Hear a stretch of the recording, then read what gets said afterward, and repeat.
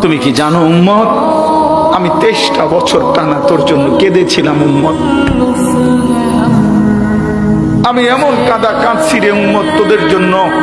এশার নামাজের পরে দাঁড়াইছি, ফজরের আজান পর্যন্ত আমি আমার মালিকের কাছে তোদের জন্য, উম্মতের জন্য চোখের পানি ফেলে কাঁদছিলাম।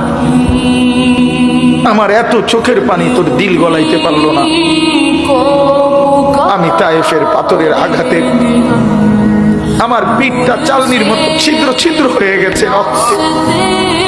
আমি বুকে পেটে 2টা পাথর বাঁধছি ক্ষুধার কষ্টে।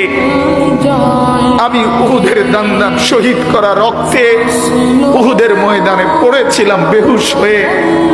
আমার ঘরের চুলায় 3 মাস রান্নার জন্য কোনোদিন চুলায় আগুন জ্বলে নাই। আমার এত চোখের পানি, এত রক্ত, এত ক্ষুধার কষ্ট, কিছুই তোর মন গলাইতে পারলো না।